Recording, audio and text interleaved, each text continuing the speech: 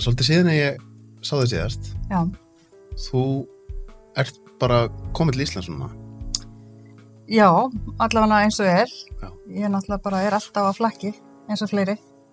Þannig að, já, ég kom fyrir á árinu og komin hérna heim til Íslands, bara á Álftanesi, til að vera með base. Stelpa mín að fara að klára 10. bekk á Íslandi. Það var eitthvað sem ég var búin að lofa henni að gera. Þannig að við sjáum bara til. Svo, þú veist, hlutirnir geta breyst, þú veist, þannig að það er gott að vera ekkert að plana neitt of mikið, sko. Nei. Hvernig hérna, þú ert búin að vera svolítið að sækja í hlýra loftslagið, þegar ekki? Jú, ég fór upphaflega út, sko, í eyðimörkina í Kaliforníu. Alveg þar sem sko... Nevada eða? Nei, í Kaliforníu, bara hjá Palm Springs. Já. Og það hérna þurrt og mjög heitt. Og það svona, veist, eins og núna yfir sumartíman, þá reyndar ekki hægt að vera, það fer alveg upp í, 50. Já. En yfir veturinn þá ertu, þú veist, það fer ekki undir 20 og ég með svo slæma liðagikt í öllum liðum og náttúrulega við vitum að stress er það versta, ýtir undir mikið af sjúkdómum og þegar ég misti baðhúsið þá fekk ég rosa slæmt kast nokkra mánuði síðar og var bara þannig að ég átti erfitt með að ganga, ég átti erfitt með að mata mig því ég bólna svo rosalega upp í öllum liðum og ég var farin að sprauta mig með sterkum lyfjum vikulega sem mér langaði náttúrulega ekkert að gera en ég varð að gera það til að bara geta fungerað og þá benti læknir mér á bara, hann sagði að það besta sem hann gerir er að fara út í hita.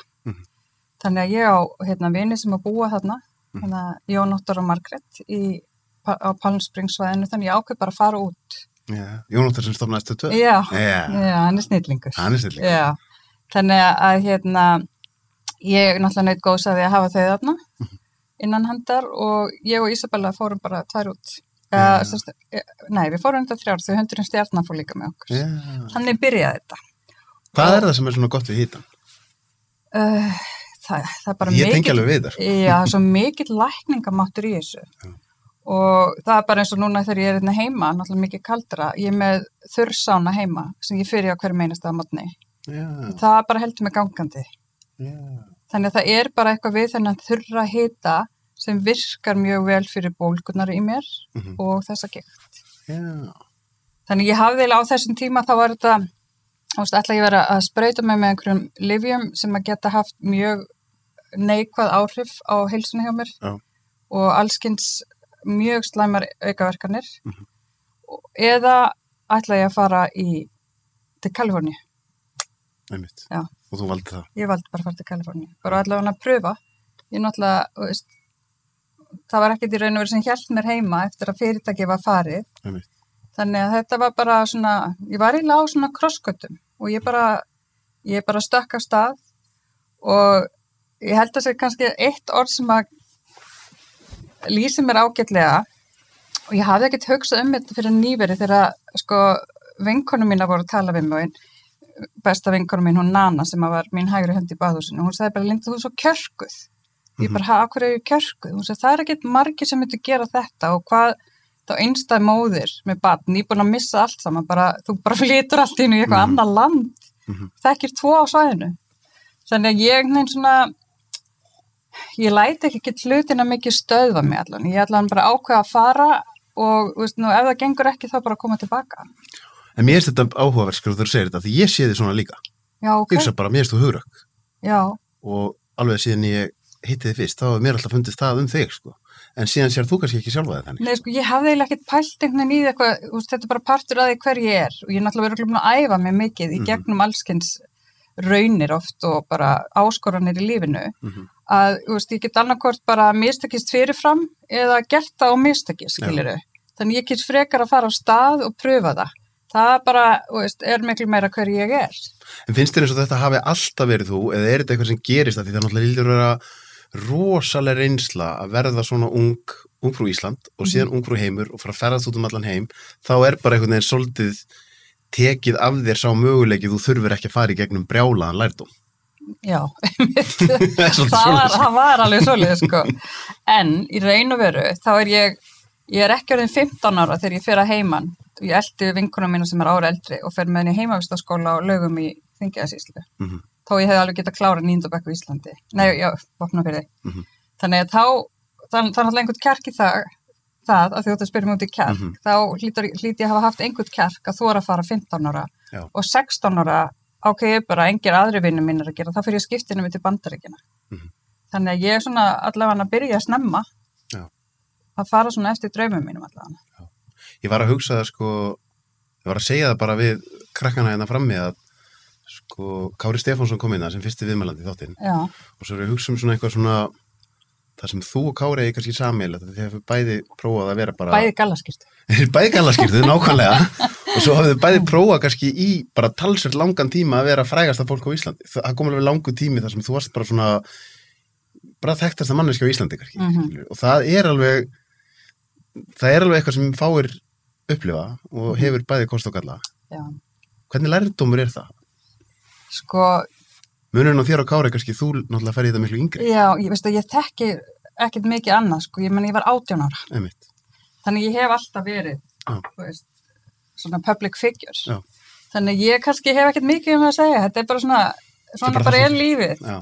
En náttúrulega svo kemur á móti að, ég er náttúrulega algjör introvert. Ertu það? Já, ég er algjör introvert, mér finnst best bara að vera heima hjá mér, sko. Og einhverstaður niðri í fjöru með hundunum mínum, veist, það er bara æðislegt. Og þess vegna sæki náttúrulega líka í að fara til útlanda þar sem að fólk veit ekki hver ég er.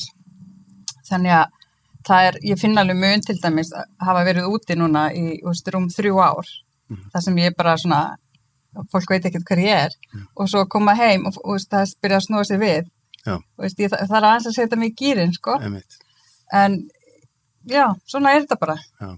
Þetta er skrítið að því að ég tengi alveg við þetta, því að ég er búin að ferðast mikið til útlanda og ekki það að ég hafi verið jafn þekktur og þú, sko, en svona einhvern veginn, það er svolítið skrítið kannski ef fólk hefur ekki upplifað þetta að koma einhver þar sem að þú bara, það er einhvern veginn, það er allir að taka þér bara á algjöru 0. Það er enginn búin að mynda sér fyrirframgefna skoðun á þér. Já, en ég ætla samt að segja þér, ég elska að vera á Íslandi.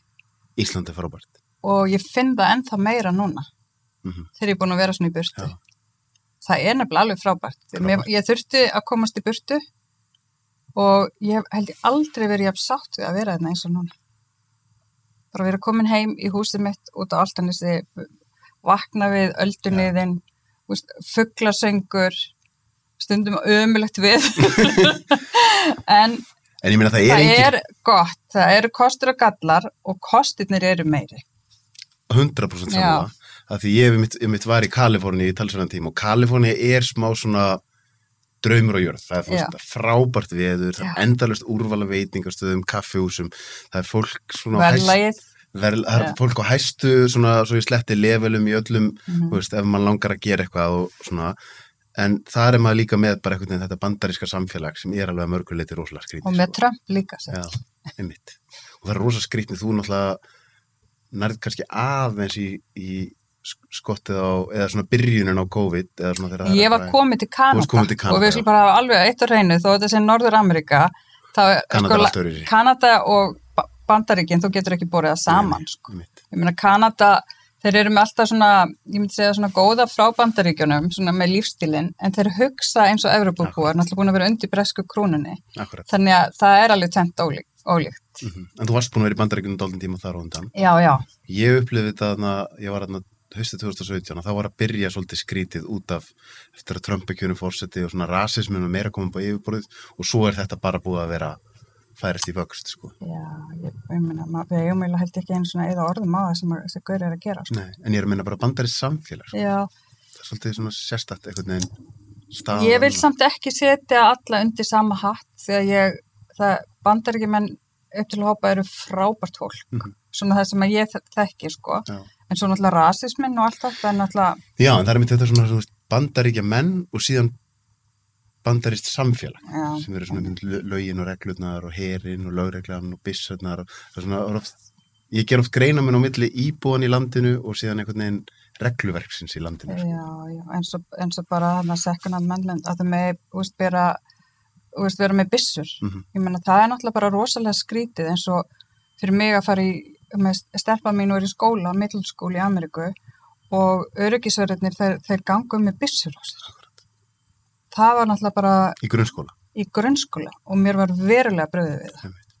og einu sinni var hringt út að við ættum að koma að sækja krakkana og þú veist það er náttúrulega alltaf verið að skjóta í þessum skólum og bara, já, þetta er náttúrulega skelfilegt. Það er gríðarlega margt sem við getum verið þakklátt fyrir á Íslandi. Já, og það er einmitt það sem bara stelpa mín fann bara þegar eftir hún kom heim, bara mamma ég er svo frjáls. Já.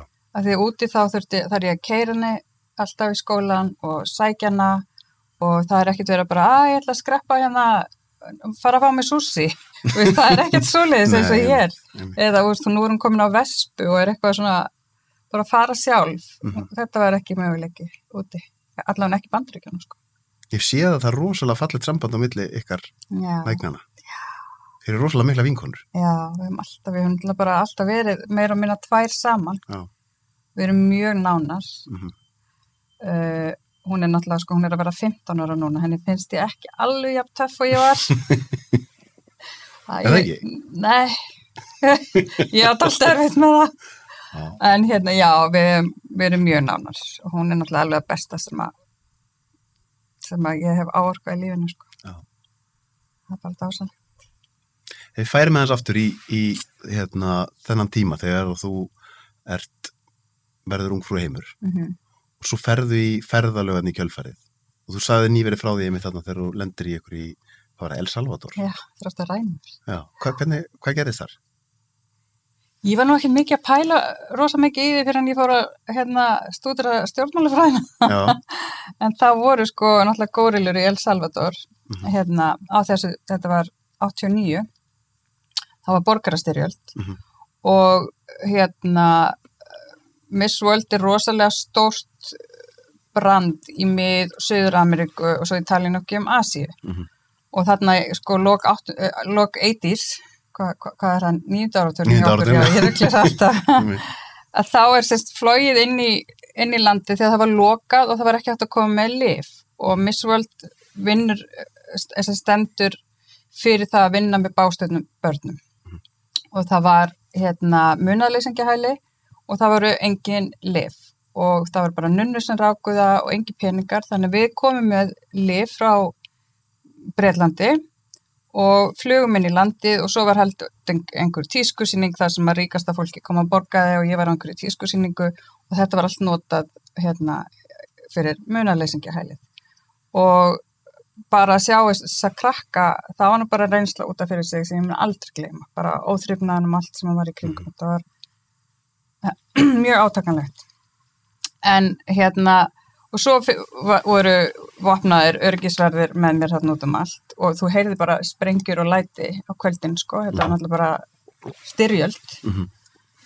Og svo er ég vorum með stóra svítu, ég og Julia Molly, eigandi keppninnar og það var svona eitthvað, veist, með sitt hvort herbyggið og svo stofa á milli okkar. Og svo vakna ég bara að það er rauðst inn í herbyggi mitt og rosalega skær ljós fyrir utan sem að lýsa inn. Þá bara var rauðst inn og ég var bara sótt því að gorillas voru í þyrlu fyrir utan. Skæruliðar? Skæruliðarnir, ætluðu bara að stela Miss World. Já, og þá bara þakkaði fyrir að ég var með vopnaða öryggisverði sem að koma og náða mér á þér. Lendir ykkur fleiri furðulegu á þessu svona, er þetta ekki 1 ár sem þú ert að flakka svona eftir? Og það er svo ótrúlega þarna, ég held þetta ekki einu sem komið í fjölmiðlum, þegar það var náttúrulega ekkert social media, það var bara þakka niður. Það er til lífa bara alltaf pæli og já, byrju, þetta var náttúrulega alltaf spes. Og ég hafði borðað, sko, hádegismat með forseta landsins daginn, saman dag, þannig að þetta var alveg svona high profile case þegar ég var þarna, sko. Eitthvað þið gert úr þessi dag? Já, getur ég myndað. Ég var svo býtið að það ekki eins og veist að ég hef einu svona talað þetta í ævisögunum minni. Ég held ég hafa ekki eins og verið að pæla í þessu, skilu. En kannski ekki eitthvað svona, sko, það var allavega ekki oft verið að reyna að ræna mér. Nei, ég mitt. En hvernig var með, sko, því ég oft hugsað að því ég þekki nokkra konur sem að hafa unnið ungfrú Ísland. Guðrún Dögg upp á Skaga er einn besta vinkona mín. Já. Svo þekki ég Jóhannu Völu og nokkrar. Og ég upplifi þessar stelpur allar eins og þær hafi fengið bara heilt háskólan á mútur þessu. Því það er oft einhvern veginn svona, ennþá dálítið svona einhvern veginn, svona ég ætla ekki að segja kannski litið niður á þetta, en svona eins og einhvern veginn, en ég veist að bara, þetta hlýtur að vera brjálað lærdómur. Sko sko, þá ég náttúrulega með doktorsgráð sem eftir að vera misvöld. Ég er að segja það, sko. En þetta náttúrulega var...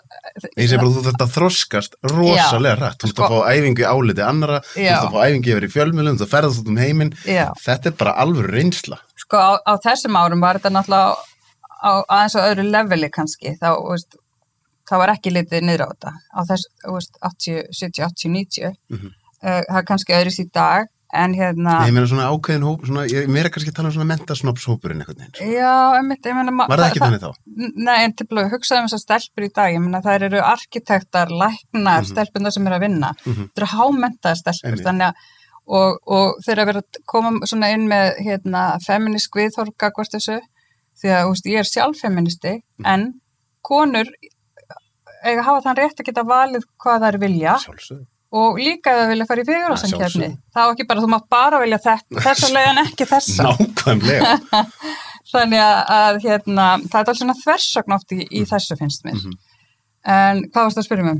Hvort þetta hefur verið mikill skóli? Já, ég var að spyrja bara skóla. Já. Og hvernig þú kemur út úr þessu ári.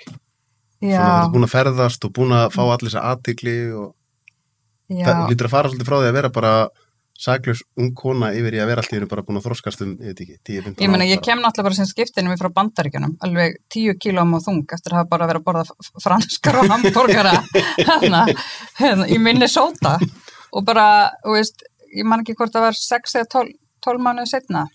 Þetta var náttúrulega tíma þar sem að bandaríska mataræði var ekki komin er ég mikið hingað. Já, það var engin feitur á Íslandi. Akkurat.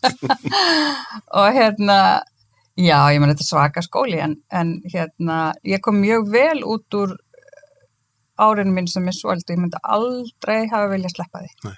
En hvernig þegar þú ert í þessari stöðu fékkstu skrítin tilboð og Já. Er það ekki? Jú, það var alltaf eitthvað. Komdu með einhverja sögu.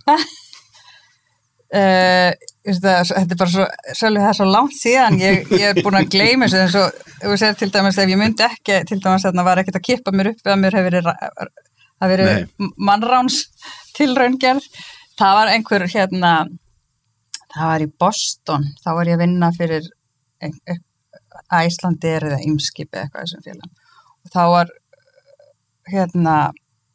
var ég alltaf með einhverjum fyrirmönnum frá Íslandi og eitthvað svona og þá var einhver þingmaður í Boston sem bara, ætlaði hann ekki verið fertugur þá, mér fannst hann bara ógeislur gamall kall og hann bara hékka á hurðarhúnum á herbygginu hjá mér og ætlaði bara að bjóða mér á date og bara því að hann var þingmaður og svona þá hélt hann að mér þetta það mjög spennandi og myndi að sjálfsögðu fara með honum en ég harðlæsti hurðinu og fór að sofa. Okay. Þannig að það er fullt af einhverju svona En partí var verið að reyna að fá því? Nei, það er svo rosa mikið security þegar þú ert misvöld, kemst engin nálægt þér, eins og þarna bara þegar maður þingmaður þá komst hann framhjá og uppskilur. Nei, ég er með öryggisverði og svona gæslukonu með mér og það kemst engin nærri mér, Þannig að þetta var, og svo hins vegar náttúrulega eftir þetta fór ég að starfa sem fyrirsætt út í heimi, það er náttúrulega. Það er annar handling. Já. Ég myndi alveg lega dóttur mín að fara sem misvöld, en hitt er ég ekki svo vissum. Nei. Akkur ekki? Það er bara allt annað lífstíl, Allt og mikið boði og bara mikið hættulegra. Já. Í boði þá bara fíkniefni og Já, bara peningar. Bara hvað sem er. Já. Bara hvað sem er. Einhverju staðir í heiminum sem voru skrýtnar en aðrir með það? Tókjó. Ég vissum að segja það. Já, ég hef verið í Tókjó. Tókjó er skrýtin. Já, mjög skrýtin. Ég held að þetta er ekki bannað inn á 16 þannig ég ætla ekki að segja sögur þaðan en það var mjög það var mjög sérstök upplifun að vera þar. Já, ég hef komið náttúrulega sem Japanir eru mjög sérstakir. Yep. Og ég er svona, við höfum grunar hvert þú ert að fara Já. Því allt sem heitir einhvern veginn svona samskipti karl og kvenna og eitthvað svona Japan er mjög það er Og hvað þá fyrir skilur? Ég er að meina það á þessum tíma Já. Áhugavert. Svo var ég náttúrulega í Mílanó líka. Það er náttúrulega líka dálítið spes. Það er mikið partí og alls konar En Nei, ekki partí. Jú, auðvitað einhver partí. En það var miklu meira hvernig kallar koma fram við konu. Þú stendur í einhverjum þröngum stræt og þeim finnst bara rosa eðlilegt að klípa í rassinu og eitthvað svona, sko. Þannig að mér leið ekki vel þar. Hvernig það einmitt, það náttúrulega rosalega margt breyst á öllum þessum árum með það að eitt einmitt eins og því hirta mikið frá kvenmönnum eins og Ítalíu, sérstaklega ljósarðin kvenmönnum, að það sé verið að kalla mikið á þeirra svona. En á þessum tíma var jafnvel bara mjög eðlilegt að það væri verið að snerta þér líka. Varst að lenda mikið í því? Já. Það er svona, ég stoppaði ekki lengi þar, ég fílaði þetta ekki, sko. Nei. Og aggressíft bara. Já, þetta bara Þeir sem að hlusta þyrftu núna að svissi yfir í vídeo til þessar sveipinum sko. En hvernig kemur það til að fara sér í business? Að því þetta aftur, við erum alltaf að fara svona einhvern veginn í fólk sem yngra áttar sig held ég ekki alveg á því hvað tíðarandinn var mikið öðruvísi og ég skrifaði ævisögu Jónínu Ben til dæmis og þegar hún var að fara í business fyrir svona mörgum ára síðan, hún lýsti ég skildi það þá einhvern veginn í fyrsta skipti það að vera kona að stýra einhverju fyrirtæki þarna og bara miklu meir en að segja það. Sko. Hún var eiginlega eina konan í þessum business áður en ég kem, hún Jónín. Já, í heilsubusiness. Já, náttúrulega algjör frumkvöður. Algjör. Sko. Húsvíkingurs. Já, einmitt, það hefur aldrei vantað drifkraftin í Jónínu. Nei, einmitt. Nógu drifkraftin, hann hefur bara stundum farið í rangar áttir. Sko. Já. Eins og hjá mörgum. Já, eins og hjá mörgum. Já, en við gerum öll mistök. Sko. Já, og maður notaði til að læra þenni. Já. En þú varst mjög ung þegar þú byrjar í business. Ég náttúrulega hafði ekki hugmynd hvað ég var að gera. Ég var 24 ára. Já, þegar þú fyrir að reka baðhúsi. Já, og þá ég sko nýkomin heim frá Japan. Já. Og þar hafði ég náttúrulega verið í baðhús. Já. Og innan þessa menningu bara konur í, naktar konur í baðhúsum og ég bara elskaði mig, það var æðislegt. Þá kem ég heim og bara ákveða að hætta vera mótil, bara hvað ætla ég að fara að gera? Þá var ekki svona áherslu á menntun eins og í dag. Þannig ég bara, ég ætla bara sem opna svona baðhús og fekk bara, ég frumkvöld, þannig ég bara bjóð til baðhúsið Heilsulind fyrir konur og vissi náttúrulega ekkert hvað ég var að fara út í. Ég fekk lánað 500.000 frá pappa og mömmu til að stofna fyrirtæki. Já, svoleiðis. Já, ég átti engan pening sjálf sko. Ok. Eða eitthvað mjög lítið allavega. Og þannig fórum við bara á stað. Svo bara í harkið? Bara í harkið, já. Kekkjað, ég man eftir nokkrum konum sem ég þekki sem voru þarna og þú örugglega verið með kuna þarna, ég þarf ekki að segja það, sem þær voru svo hrifnar af andrúmsloftinu. Og síðan þegar baðhúsi hættir bara hvergi geta fundið sama andrúmsloft. Ég fæ ennþá á nokkra mánaða fresti og líka fyrir aðstofkona mín, annarkvort við hittum einhverja konur eða ég fæ skilaboð, ertu nokkuð að fara að opna einhvern svona stað aftur, það vantar svo. Að þetta var alveg sérstakur staður og svona bara sérstök svona kvenna menning þarna inni og þetta var svona. Hvernig kvenna menningin, að því nú kannski, það eru reyndar einhverja konur að æfa þannig til dæmis eins og Gym 80 og eitthvað svona sem eru svona bara eiginlega svona kalla gym. Já. Hvernig kvenna menningin í svona? Það til dæmis, við erum bara þarna fyrir okkur sjálfar. Það var engin eitthvað að koma í nýjustu æfingafötunum eða fór ekki inn í gym á þess að mála sig. Eins og ég heyrt að sig annars staðar kannski að setja sig bara varalita þannig fyrir það æfa. Við vorum ekki því. Nei. Og þetta var bara svona afslappað, fallegt, góð lykt, blóm, gósbrunnur, laug sem þú gast farið út í nakin eða í sundból. Þetta var bara svona frjálst og ég var með þetta í 20 ár. Einmitt. Þetta var það var engin annar svona staður. Þetta kannski eitthvað, þú hlustaður á viðtali sem ég tóku Ólafdara. Já. Og varst ánægð með það? Já, mér finnst hann æðislegur. Þetta var alveg tímamóta viðtal. Já, æðislegt. Gaman að heyra það. Já, takk. Að því þar töluðum við svolítið hennan reynslu heim kvenna, við sem kallmenn og hann komið mitt vel inn og að hann var komin á talsverðan aldur þegar hann svona átti að segja ákveðnu hlutum. Þetta til dæmis eitthvað sem ég svo tala bara konur sem að fara á æfingu. Er það ykkar raunveruleiki að það sé óþægilegt að fara á æfingu og það sé verið að horfa mikið? Ef það hugsa tilbaka núna, ég var að segja reynslu mína, í Mílanó og það er mjög skrítið í Japan og hvað mér leiði vel inn í baðhúsi fyrir konur í Japan. Af hverju heldur ég hef viljað stofna bara svona stað hér? Það var engin svona staður, mér langaði ekki sjálfur að fara að æfa. Af hverju ekki? Af því mér langaði ekki að fá þessu athygli frá mönnum þegar ég þarna bara að hugsa sjálfum. Þetta er tími fyrir mig og mína sjálfsrækt. Ekki að þess að einhverju kallmenn að glápa mig. Nefnitt. heldur að það sé eitthvað sem að, svona þetta er kannski ekki mikið rætt, eitthvað sem konur upplifa oft þegar það er að fara í ræktina eða eitthvað, að því svo eru komnir staðir sem eru svona eins og til dæmis Mjölnir og eitthvað þar sem maður sér bara að það er svona, bara bæði kynin eru bara einhvern veginn, bara, það er allir bara einhvern veginn og það er rosa gott andrúmsloft. En heldur að þarna á þessum tíma hafi þetta kannski verið eini staður þar sem þú gast mætt eitthvað til þess að æfa þig sem kona og þurfti ekkert að vera að hugsa eitthvað. Var það svoleiðis? Já, og náttúrulega, þú veist það bara náttúrulega líka eftir bara hvaða markhóp ertu með, minn markhópur var bara konur á, þú veist, miðjum aldri. Og þetta var bara það sem þær vildu. Svo er kannski aðra sem að fíla bara að fara að æfa innan og kalla og það er bara allt í góðu líka. En þetta var það sem ég stóð fyrir. Og ég meina eins og ég sjálf úti gimmi sem ég var í Kanada, til dæmis það kallar, það er blandað og já, blandað öðrum einn og konur hinum einn. Ég fyrir bara þar. Já, einmitt. Miklu betra. Já. Áhugavert. Já. Áhugavert. En þú veist að reka til 20 ár. Já.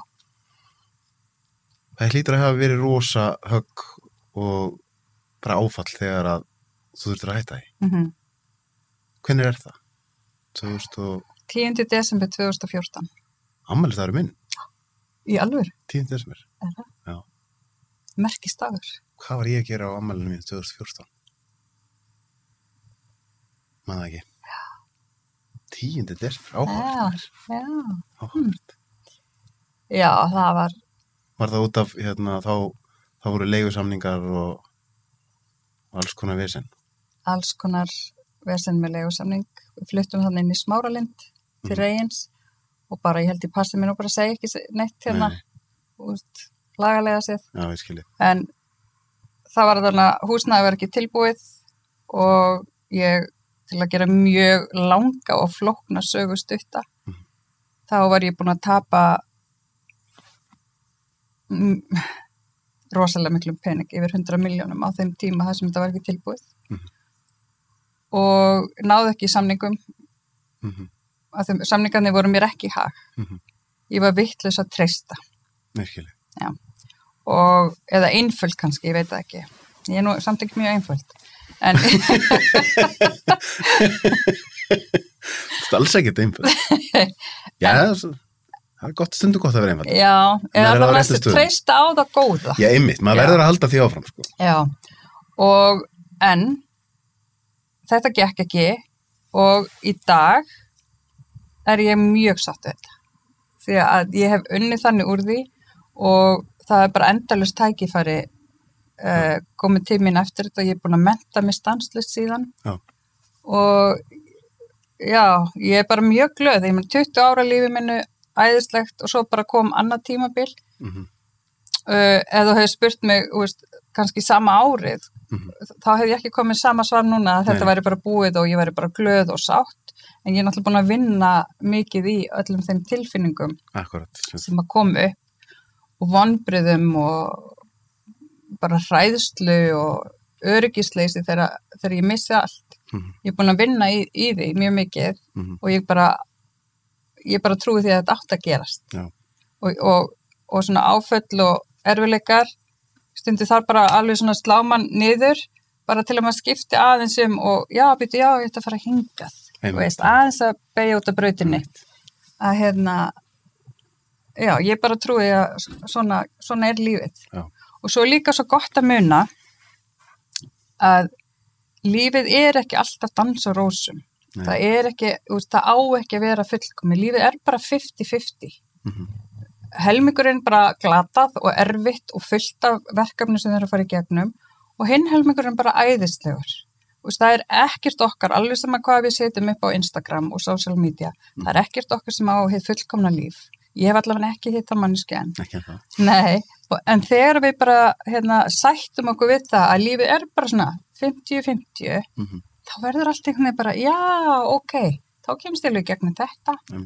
Í staðan fyrir að halda alltaf vera alveg 100%. Er það ekki líka hlutin að því að komast í gegnum erfiðu tímabilin að verða, eða ég upplifað þannig mér, að verða betra og betra flæði gegnum þau, af því það sem gerir þau erfiðar er að maður er búin að ákveða þetta eigi að vera einhvern veginn öðruvísi. Og maður leifir sér ekki bara, ok, svona er þetta núna. Að sleppa bara. Já. Það er nefnilega svo mikið tækni sem að þarf. Það er erfitt. Það er rosalega erfitt að sleppa. Já. Og ég meina, ég var náttúrulega búin að berjast þarna alveg á hnefanum að láta þetta ganga. En jú, það erfitt og eins og ég sagði, þegar maður að fara í gegnum erfiðleikana og áskoranirnar, þá sér maður ekki það sem að býður manns þegar maður komið í gegn. Það miklu betra að líta tilbaka, já, nú skil ég, bara takk, nú skil ég af hverju þetta gerðist. Akkurat. Og það tekur maður oft svolítið tíma að geta skilja það. Já, því við þurfum alltaf í raun og veru að, við erum alltaf að vinna með tilfinningar, en við þurfum alltaf, alla tilfinningar orsakast út frá hugsun, bara hvað erum við að hugsa? Og þessi hugsun að framkalla þá tilfinningu sem að henta mér, af því að þú ferði í hugsunina, það hugsunin sem stjórnar tilfinningunni, tilfinningin hún stjórnar athöfnunum eða því sem þú gerir og þannig kemur niðurstaðan í lífiðinni. Akkurat.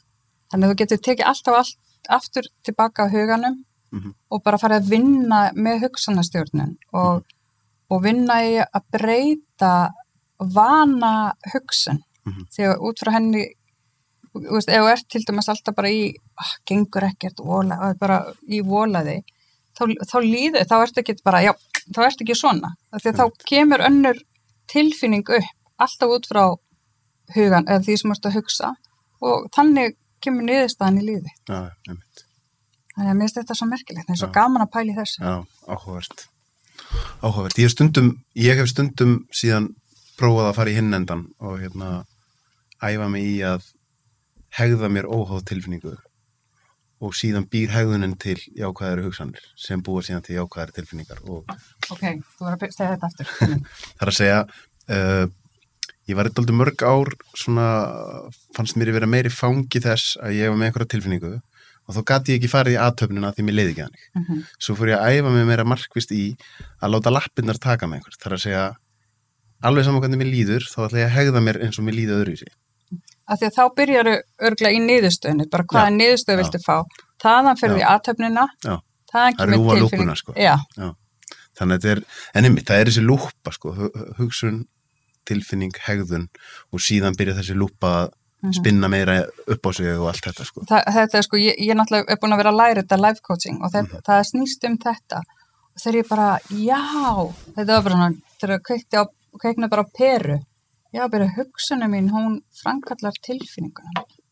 Það er alveg rosa merkilegt þegar maður fyrir átt að segja á því og í raun og veru hvað við erum með mikið power alltaf hjá okkur. Já. Það er engin annar sem hefur það. Þegar þú ert til dæmis bara með einhver staðreind sem að gerist. Sama staðreind framkallar ekki sömu líðan hjá mér og til dæmis þér. Nei, mitt. Þannig að staðreindi getur verið alveg svo sama, það bara, hvað hugsaum við þessa staðreind? Til dæmis bara gott dæmi er bara, sem er bara svona ykkt dæmi, það er bara 9/11, hryðjuverkamennirnir þar og flestir hugsa bara að þetta hafi verið alveg hræðilegt og bara, náttúrulega bara, hvað sem er bara hræðilegt, náttúrulega bara ömurlegur atburður, en hryðjuverkamennunum fannst þetta sigur. Akkurat.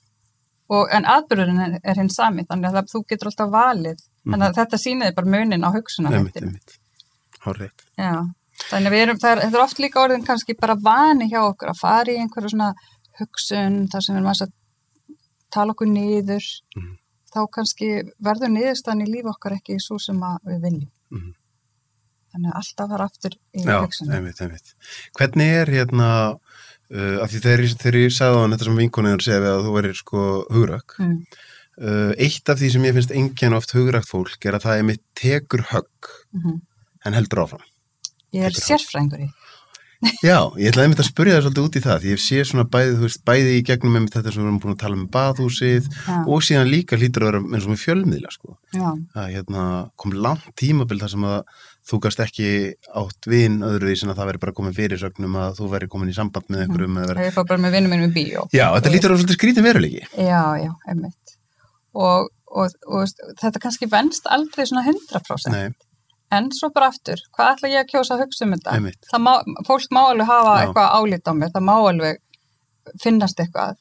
Það er bara þeirra hugsun um mig, það er ekki staðreind. En hefur lent í vandræðum með Jeremy Clarkson þegar þeir voru vinir og það voru alltaf að koma einhverja fréttir. Þau eru lent í vandræðum með þetta og að því þú veist, fjölmiðlarnir eru náttúrulega þannig að það er erfitt að fara eitthvað að ætla að stýra þeim, sko. Já, það er ekki hægt. Það þýðir voða lítið. Það er ekki hægt, sko. Nei, ég meina, Jeremy er náttúrulega bara æðislegur og það er allt í góð að vera sagt að ég sé kærastan hans, sko. Já. Eru þið góðir vinir ennþá? Já. Tölum reglulega saman. Já. En og hann er algjör snillingur. Já. Jú, ég meina, svo bara ég nenni ekkert mikið að pæla í þessu. Ég meina, fólk má bara hafa þá skoðun sem það vill, en ég viðurkenni það líka að ég finn ekki fyrir neikvæðinni, sko. Nei, einmitt. Nei. Er það ekki líka það sem gerist, einmitt með þetta, að þú tekur högg, heldur áfram, svo eftir einhvern x langan tíma, þá er eiginlega bara svona, ég hugsa í dag, ef að ég labba út og nefni nafni Linda P, þá hugsa ég bara að það eru eiginlega allir sem segja eitthvað fallegt og jákvætt. Er það? Já, ég held það. Vegna þess að einhverjum dropin hóla steinin og einhverjum punkti, ef að þú ert að hegða þig þannig að þú kemur vel fram við fólk, ef þú ert alltaf bara með hjarta á réttum stað og þú ert að gera eitthvað gott, að þá endar það með því að þeir sem ætla eitthvað að fara að segja eitthvað skrítið með eru bara hálfveiðið leið sjálfur, skilur. Já, takk fyrir.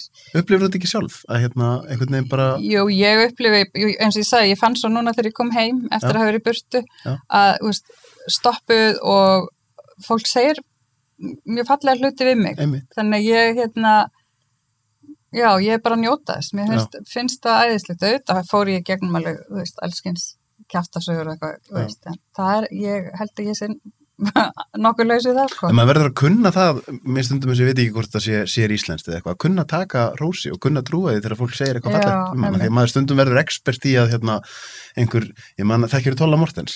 Já, aðeins. Já, við erum góði vinir og hann saði mér til mig eitthvað tíðan, ég var algjör expert í því að það voru 10 aðilar og 9 sögðu eitthvað rosa jákvætt til mig og þá var ég með bara svona að gera mig, að bara svona hrunda að mér.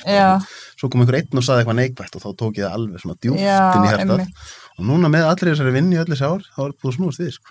Einhver segir eitthvað neikvætt og bara búpp. Einhver segir eitthvað jákvætt, þá svona anda ég inn í það, tek það inn, þessi manneski bara meina þetta. Já, ég dálti þarna líka, sko. Og það er eiginlega bara reynslan sem að kemur manni þangað. Já. Það er ekki bara, maður byrjar ekki þarna, sko. Nei, mitt. Þá bara þessi eini neikvæði kommentakerfinu, það bara, maður það fyrst, sko. Akkurat. En í dag þá, ég líti ekki eins og á það, sko. Nei, einmitt. Þannig ég bara, geði mér bara fallegar hugsanir og tölum fallega við hvort annað, mér finnst það betri orka að vera í, sko. Já, dásanlegt. Hvernig í gegnum þessi erfiðu tímabil, þá hefur stundum, þú hefur alveg verið opinská að tala um það að þú hefur glímt við alkohólisma. Það er náttúrulega hræðileg leið til þess að, sem að margir nota til þess að reyna einhvern veginn að deyfa vandamál. Já, ég drekka áfengi. Já, ég er búin að eiga farsælt líf án þess. Ég var 26 ára þegar ég fór í meðferð. Já. Þannig að það er eiginlega alveg sama hvort það er alkohól eða matur eða kynlíf eða fjárhættuspil.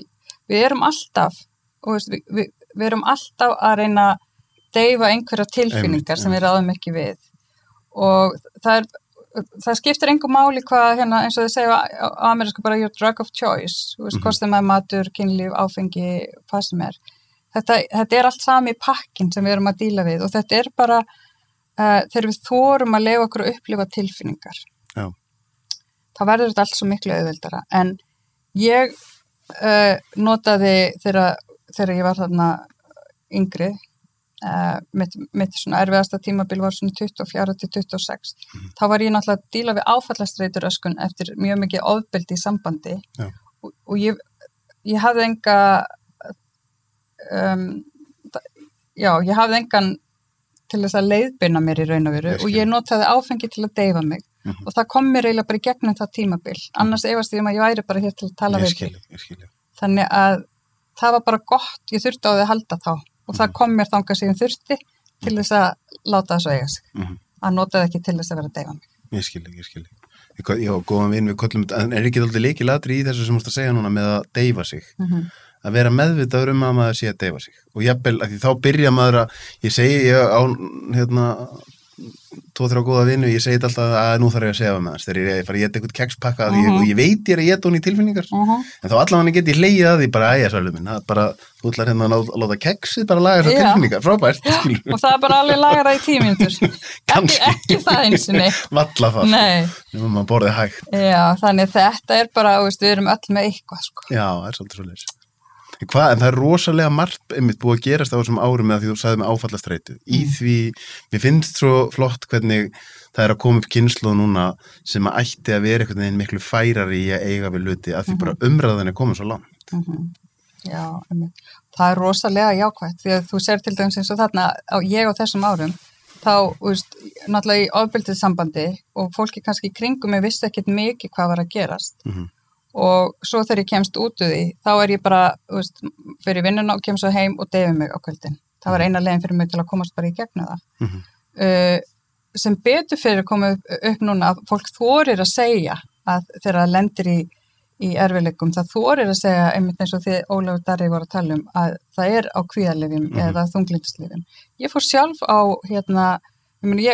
út frá þessari áfallastreituröskun þá endaði ég með ofsakvíða. Sem að flestir heldur bara þessi að fá hjartafall. Ég fekk þetta og var með þetta nokkur sinnum á dag. Já, svoleiðis. Já. Alveg bara svona ofsakvíða sem þú heldur bara að þú sért að fara að deyja. Já, ég bara var hann svo vön að díla við það. Ég held ekki að ég var að deyja en ég fann þetta og maður bara svona lamast einhvern veginn að innan. Þetta er hræðilegt, sko.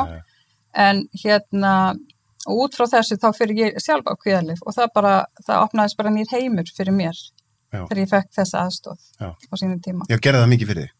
Já, svaklega. Ég náttúrulega hætti að drekka og fekk kvíðalyf og ég man ekki, ég var á þeim hann örglega einhver ára eftir, sko. Já. Og á þessum tíma var umræðan þannig svolítið að það var ekkert mikið. Já, einmitt. En sem er náttúrulega í raun og veru bara bjánalegt. Það er svoleiðis. Já, það er bara bjánalegt. Af hverju er einhver skömm? Já. Ég meina, við andlega erfiðleika, það er ekkert annað en líkamlegir, skilurðu. Já. Ég er allavega þannig, mér finnst það ekkert mál, sko. Nefnir orðið skömm, ég finnst, ég er búin að vera uppgöta þetta svo mikið á síðustu árum bara með sjálf á mig, bara eitthvað já, þetta er áhugavert fyrirbæri, hvernig maður er svona, maður getur verið jafnvel búin að vinna mikið í sér og gera alls konar hluti en maður er með einhverja svona skammarsleikju að lappum bæinn og einhvern veginn svona og maður veit ekki einu svona af því, þetta er rosalega lúmst fyrirbæri. Já, ég held að skömm það er örugglega með svona það er allavega, ég kannski ekki alhafi, en það er ekki auðveld tilfinning að vera að burðast með alltaf maður burðast bakinu, með sko. Já. Það er hræðileg, sko. Já, hún svo sannarlega gerir lífið ekki auðveldara. Ég meina, ég hef sjálf burðast með hana, sko. Já. Og það er líka, sko, eins og við tölum kannski áðan frammi að þeir eru búið að setja upp á einhvern stall að svo ertu bara venjuleg manneskja og með þína bresti og fólk sér það og þá situr maður uppi með skömmina bara Akkurat. Fuck. Einmitt. Það bara sást ég er svo langt í frá að vera fullkomin frekar en okkur annar, sko. Og líka áhugavert að þú kannski settur upp á þennar stall án þess að þú hefur nokkuð tíðan beðið um að sjálfur, sko. Einmitt. Þannig að einhvern veginn eins og ef þú ert sett upp okkur stall þá svona byrju ég var aldrei að gefa það út neins það sjálf að ég væri fullkomin, sko. Nei, einmitt. En það er eitthvað sem gerist og ég sé þetta svolítið bara, við tölum mikið um samfélagsmiðla en líka bara fjölmiðla, því ég var að taka viðtöl svo lengi og þá sem fjölmiðla gefa alltaf glugga inn í bara, fólk er ekki í sínu versta ástandi þegar það er að fara að mæti í viðtal. Nei. Þannig við erum alltaf bara að fá þann glugga. Og þá ómeðvitað fyrir við að bera okkur saman við það sem getur aldrei komið vel út, sko. Nei, einmitt. Og það þarf náttúrulega líka aðeins kjark að þora að stíga út fyrir boxið, sko, það búið eða niður af pallinum, sko, bara og segja bara, hei, ég er mannleg. Ég er með mína bresti, ég gerir mín mistök. Gerðist það svolítið þegar þú gafst út ævisöguna þína? Þá opnaði þú opnaði svolítið hlutin það? Nei, það var nú eiginlega bara frelsi, sko, því ég hafði verið í svo miklu áður, það var svo mikið að sögum, það var þá á þessu tímabili sem að mér leið sem vest. Já. Og svo þegar sagan kom út, þá bara, hér er þetta, gjör þessu vel. Ég náttúrulega sagði allt, sko. Já, einmitt. Það var Reynir Trausta sem skrifaði hann. Já. Varstu ánægð með bókina? Já. Ég hef aldrei lesað hann eftir að koma út, sko. Nei, ekki? Nei, en það merkilega við þessa bók ég hugsaði, ef þessi bók hjálpar einhverjum sem að gangi gegnum svipa erfiðleika, þá sigrinum náð. Og ég ég fæ örugglega svona, ég veit ekki, 3-4 mánaða fresti, bréf frá einhverjum sem var að lesa bókin. Æðislegt. Hún kom út 2003. Æðislegt. Já, og þannig, en í raun og veru, ég er að mynda að fara að hitta Reyni í lönns eftir helgi. Já. Já, við hittumst í lönns. Og þó að, ég kunni ekkert bókina, ég veit utan að, en ég náttúrulega veit söguna mína, að þegar ég fæ svona frá fólki, ég er bara gríðarlega þakklátt og gott að geta hjálpað og ég svara öllum sem að skrifa mér. Að mér finnst þetta bara að vera einhver allt önnur manneski sem að verið að tala um í bókinu. Hún á ekkert sameiginlegt með hver ég er í dag eða lífi mín í dag eða í mjög langan tíma. Þannig að ég þarf svona stundu bara minna mig á, sko, hvað þetta var í raun að veru myrkur kafli. Já, líka sérstakt einmitt þegar að aftur með mátt fjölmiðl og svona, þetta með þegar að það er eitthvað x tímabil í lífiðinu sem er mjög mikið fyrir allra augum og svo bara breytist þú fullt. En fólk er enn með þessa hugmynd, sko. Og ég hef oft tekið því sem dæmi, þú sendir mér nú skilaboð eftir ég hef oft tekið því sem dæmi því ég þekkti þig ekki þegar ég tók fyrst viðtal við þig. Hvenær var það? Var það niður í baðhúsi? Það er góð spurning. Það hefur verið 2010-11. Já, ok. Og þá hafði ég bara séð eitthvað svona fyrirsagnir og eitthvað og ég vissi náttúrulega alveg að þú værir vel gefin og allt það, skilur, en það var eitthvað bara við þegar ég hitti þið þá sá ég bara, hér er ég að mæta mínu megin fordómum, sko. Ekki það ég hugsaði eitthvað svaka neikvætt um þig, en ég hugsaði bara svo mikið jákvætt um þig eftir að hitti, skilur, bara ég labbaði út og hugsaði strax vá hvað ég ber mikla virðingu fyrir en að ég fann hvað þú er búin að gangi gegnum mikið, skilur. Takk fyrir. Og mér finnst þetta einhvern veginn vera oft kynntist stelpunum í nælon þegar ég voru út í Kaliforníu og það er lífið þeirra var eiginlega bara í beinni útsendingu þegar það voru 18 og 19 ára. Já, og fólk heldur að þær séu ennþá eins. Það er mitt sögðu mig bara, ert þú ennþá sami gæi og þú varst 18? Já, bara sem betur fyrir ekki. Þannig að þetta lítur að vera svolítið sérstætt. Já, Já, eins og ég sendur nefnitt á því þannig að ég bara ég hugsaði nú bara gott á mig, sko. Heyri þetta frá þér, fordómar, sko. Já. En við erum alltaf öll með einhverja fordóma. Já. En svo verður maður bara, ég get ekki verið að burðast með það einhver annar sem er fordóma með mig eða eitthvað. Nei, einmitt. Þú veist bara, þú með hafa alveg það fordóma sem þið viljið. Ég veit hver ég er og fyrir hvað ég stend og fólki sem þekki þið vita. Já. Og ég er ekki að velta mér upp og svona enda held ég að þetta sé ekki issue í mínu lífi í dag. Sko. Nei, nákvæmlega. Hvað, þú ert búin að ferðast út um allan heim? Já, kannski ekki jafn mikið á þú ert búin að fara fram á mér held ég. Er það? Já. Ég taldi þetta eitthvað til hann og ég held ég komin ég fótt til Jamaica með mömmu núna í febrúar. Já. Og það var númer 56. Jú, þú fennum fram á mér. Landnúmer 56. Ég held ég sé bara eitthvað rúmlega 51 fyrir eitthvað. 51 fyrir, hvað er uppáhalds? Ég á alltaf rosa góða tilfinningar til Indlands. Já, hvað varst í Indlandi? Ég er búin að fara ángar svona 10 sinum. Búin að fara út um allt. Og en ég var náttúrulega liðið mjög góða líða, sko. Já. Já, ég var með elsku eða vin, eitthvað í gamla dagar skilja einhvern miljardamæringur þekktasti maður í Indlandi, hann sendi enga flugvél og ég var bara í þessari höll og það var mjög næst, sko. Já. En svo náttúrulega hef ég alveg séð líka, ég hef farið í slums og upplifað hvernig það er, þannig að þetta eru náttúrulega 2 mjög ólíkir heimar. Algjörlega. En það sem ég finnst svo magna við Indland, það er náttúrulega hindúismin. Já, einmitt. Það er mér finnst það svo fallegt. Og ég er náttúrulega mikið, sko, dýravendurna sinni. Já. Þannig mér finnst það líka svo fallegt. Já. Svo með kýrnar, það er náttúrulega bara labbandi í bænum eins og það getur að fara nýr á strönd og svona. Já. Þannig að já, það er bara eitthvað við Indland og menninguna og fólkjar sem að mér finnst, sem á alltaf svona stóran staði í mínu hjarta. Já, ég hef verið í söður síðust í Indlandi, var það ekki lengi, en ég var í Sri Lanka. Ég held að Sri Lanka sé svolítið svipað á Indland og það var einmitt bara svona ofboðslega fallegt og gott fólk, sko. Já. Og svona einmitt trúabröðin og það er líka aðeins á ákveðnu hlutum í Indónesíu, þar er hindúismin stundaður á mjög fallegan hátt og stórkostlegt, sko. Já, þeir eru náttúrulega hindúismin mest, svo eru þau náttúrulega með kristni og múslimar og svo náttúrulega búddismin. Ég kynntist búddismanu líka út á Indlandi. Það er bara... Þeir farið eitthvað til Suður-Ameríku? Suður-Ameríku? Já. Ekki mikið. Ég á það eftir. Já. Mér langar sem ekki til Suður-Ameríku. Já, einmitt. Ég á vinkonu í Ekvador, ég bauð mömmu eins og með mér þangað, ég held að það er bara köldustu nætur sem ég hef upplifað. Já. Þess að hátt uppi, þar sem við vorum, hvort það var Quito held ég man ekki. Já, örgulega Quito, höfuborgin í Ekvador, ekki? Já, þannig að hérna, nei, ég hef ekki farið mikið Suður-Ameríku, en sko dóttir mín, hún er náttúrulega alin upp við það að ferðast út allan heim, henni finnst það bara mjög eðlilegt og hún er þannig sko ef hún setur bara heimsmöppuna fyrir framan hana þá hún veit hvað öll land eru, hvað heita og hún er með svona bara mamma segi eitthvað land og ég segi eitthvað land og þá segir hún hver höfuborgin er í landinu og eitthvað þrjá staðnindir landið. Já. Hún hefur rosa mikinn áhuga á þessu öllu að ferðast og svo er ég aðeins að fá það í baki núna því að hún er búin að ákveða að hún ætlar að fara semst eftir grunnskóla í heimavistaskóla í útlöndum. Hún vil helst fara til Rússlands. Hún vil læra rússnesku. Og sem plan B þá vil hún fara til Cambridge í Englandi. Ok, og hvað segir mamma um það? Það er mjög erfitt, sko. Það ekki? Jú. Ég var að reyna á mútin í gær. Hvernig mútar henni?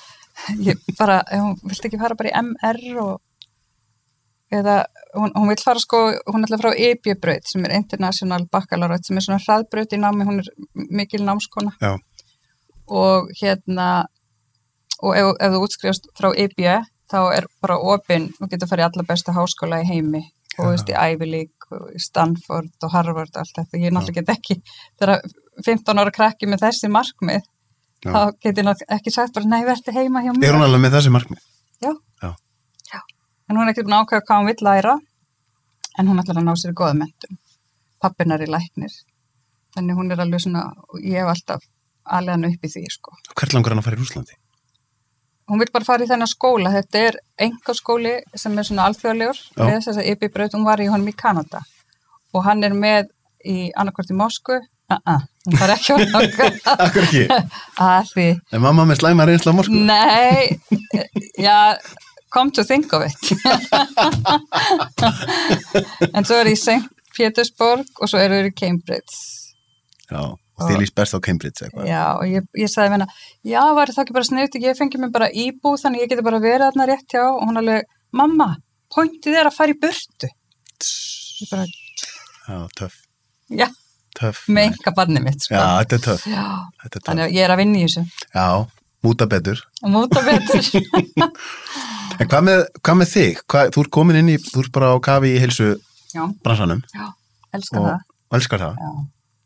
Hvað hvert langar að fara með það? Bara vinna með fólki áfram og... Já, sko, ég náttúrulega útskrifast í fyrra frá Bifröst með BA-gráði heimspeki, hagfræði og stjórnmálafræði. Þannig ég ákvað eftir að ég missi þannig fyrirtæki, þá tók ég bara 180, bara að gera eitthvað allt annað og kláraði þessa gráði. Og svo fór ég, þegar ég kláraði hann í fyrra sumar, þá er ég bara búið með nám, bara ekki meir, bara ekki fleiri verkefnaskil fyrir mig. Og 2 mánuð seinna þá er ég byrjuð í öðru námi, sem er semst life coaching.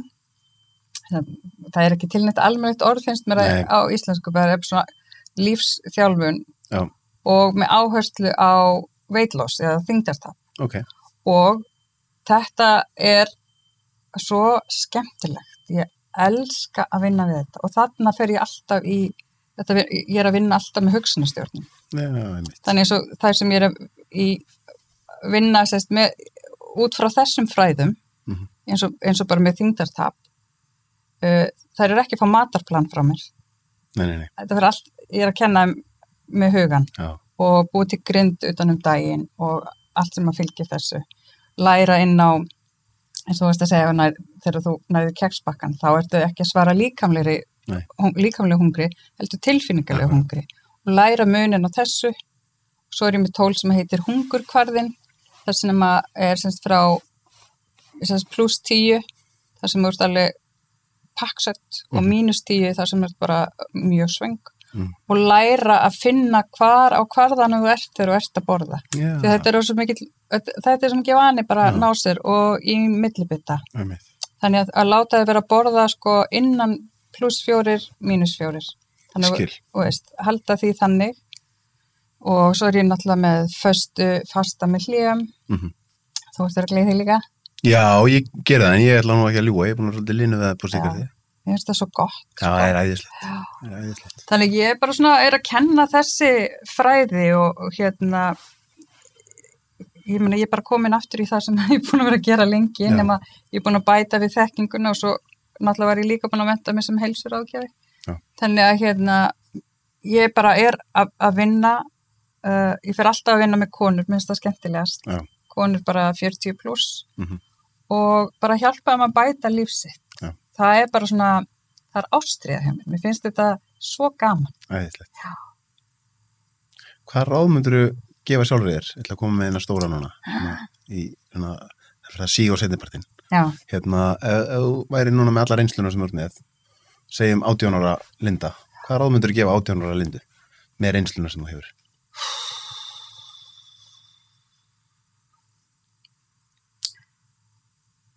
Ekki myndi djúpt svar.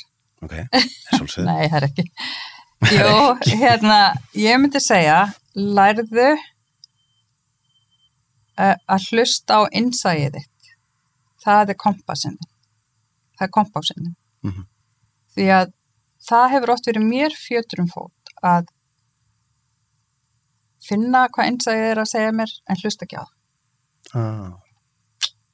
Skilji.